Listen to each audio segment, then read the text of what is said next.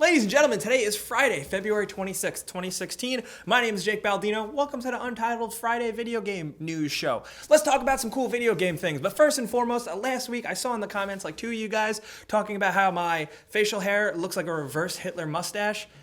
That hurts, okay? Yeah, I do read all the comments. But anyway, the first thing I want to talk about today is politics. Hooray! No, let's talk about Leyland Lee, the California senator, former politician, who is now officially finally indicted and going to jail for arms trafficking. The reason this is a video game story is because this senator is famous for pioneering and lambasting against video games and trying to ban the sale of video games to anyone under the age of 18 in the state of California. This guy was a huge dick, totally huge dick, like up there with Jack Thompson. He was pretty notorious. But thankfully, and I think it's really hilarious, it turns out he's just a big old criminal. He's actually guilty of selling guns to people, criminals. He was actually caught and arrested with the San Francisco Triad Gang. I can't make this stuff up. I think it's kind of amazing, and it's also kind of a good, like, fuck you. Also, he only got 5 years in prison, which is kind of messed up, But something that is kind of exciting, I guess, is Capcom announcing that Resident Evil 4, 5, and 6 are getting ported over to next-gen consoles and with a little bit more of an up-res treatment. And that's cool, I guess, but the way they're doing it is first we get Resident Evil 6 in March. Which it was so bad, I don't even think I finished it. I couldn't finish it. Then we're getting Resident Evil 5 in the summer, and then we're getting Resident Evil 4 in the fall, which is probably the easiest one to port. It's been ported everywhere. I don't want to wait that long, and I really don't want to play 6 again. Please, Capcom, hurry up. That being said, they are going for 20 bucks a pop, which I think is asking a little bit much. Yeah, right? I saw your face. Yeah, it's a lot of money. Especially for 6. Jeez. And of course, on this show, since I like to bring up stupid little things here and there, check out, it looks like somebody found Aiden Pearce from Watch Dogs in the Division beta. This is like an NPC character, and of course the NPC character isn't named Aiden or anything like that, but I mean, come on, look at him. That's amazing. I think Aiden Pearce looks super cool. Tom doesn't, but you know, whatever, agree to disagree.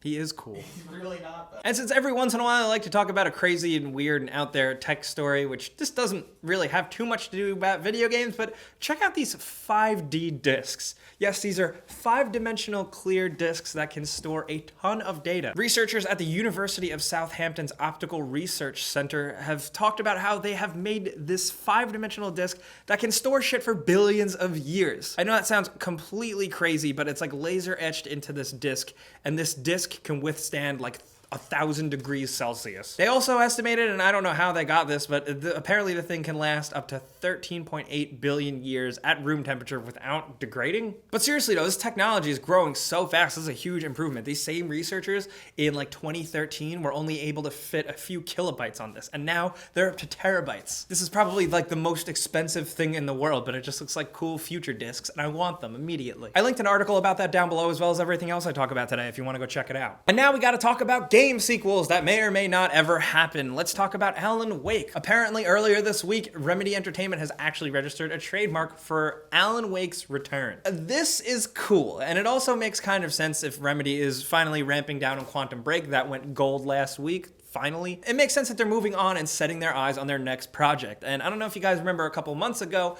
but some leaked footage, like test footage and prototype footage of an Alan Wake 2 actually surfaced from Remedy themselves. They showed it off, and there was actually a lot of interest. People were pretty into it. Fans of the series were pretty excited to see what they were trying to do. Honestly, I wouldn't be surprised if we got another Alan Wake. As crazy as that sounds and as underdog as Alan Wake has always been, the games did well and people enjoyed them, and it seems like there's actually some interest for a new one. Maybe if they just don't take 1,000 years to release this one like the original. And since we are talking about game sequels that we may or may not ever get, let's talk about Red Dead Redemption 2. Apparently, 2K is talking about their big presence for E3 this year. The CEO said that they are going to have a big presence. So if you think about it, we already know a lot of the stuff that they have. Apparently a BioShock collection, Mafia 3, Battleborn, which is awful. And I think Civilization Revolution 2. Other than that, I mean, that could leave the playing field open for a Rockstar game. And what Rockstar game has been hinted at and rumored at more than anything else? Red Dead Redemption 2, or Red Dead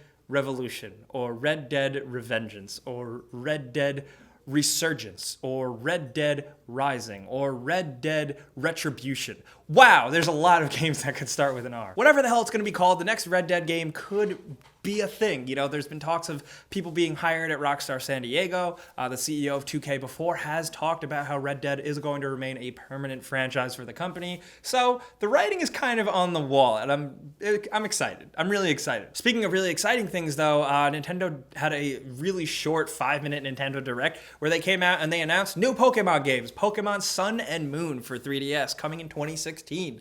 And it's really cool. We don't have a lot of information. We got some people, you know, some Inger accounts that took screenshots of and zoomed in parts of little bits of information. There's really not a lot to go on with this game, but you get some images of a building, like a new Pokemon Center, like a little Pokemon ambulance or something, and a bird type Pokemon. I've seen a lot of people on the internet talking about like and theorizing of like a rumored tropical or like Italian inspired location, and I think that could be pretty cool. There's not really a lot to go on here other than that they announced that they had a really cool lead up trailer that played to our nostalgic dreams, and they announced that it's coming out in multiple languages, including 2 different Chinese languages, which is pretty huge. So are you guys blindly hyped for this because you don't know anything about it? I don't know. I am. X and Y was really good, so if they continue that trend of really evolving the series, I'm all about it. And last but not least, let's end on some drama. Some developer drama. Okay, Uncharted 4, I don't mean to sound like a fanboy, but it got a baller ass trailer. This trailer was incredible. Got me a little teary-eyed. Really, really great trailer. Probably one of Naughty Dog's best trailers ever. It's just really entertaining, really awesome. The problem is, some eagle-eyed person who works for Assassin's Creed noticed in the trailer, Nathan Drake's got a frame in his house, and in that frame is Assassin's Creed 4 Black Flag concept art. Oops. Naughty Dog quickly went back, took the trailer down, changed it with the assets, and don't really think this is a company stealing things from one another. This happens. These companies outsource a bunch of artists just for conceptual designs, and there's a lot of art being thrown around. And also, I guess somebody just got lazy, which is kind of really crappy, but I think it's funny, and I kind of love when like 2 franchises collide like that and butt heads. It's really weird. Though I am really digging that Uncharted trailer. I want to know what you guys think down in the comments below. And since we are still in temporary digs, we're kind of homeless right now where we're doing the show, but we're still doing the giveaways. So if you guys know the drill, you sign up, there's a link below, click the link, you sign up for our giveaway, our mailing list, you're entered forever, and then every week I go in and pick a random winner to win a free game of their choice. So I'll email you, check your email, check your spam, it might be in there. But regardless, this week's winner is... Good job, you won a game. I am so proud of you. But the most important thing and why I do this show is because I want to hear from you guys down in the comments. Let's talk about the stuff that happened this week.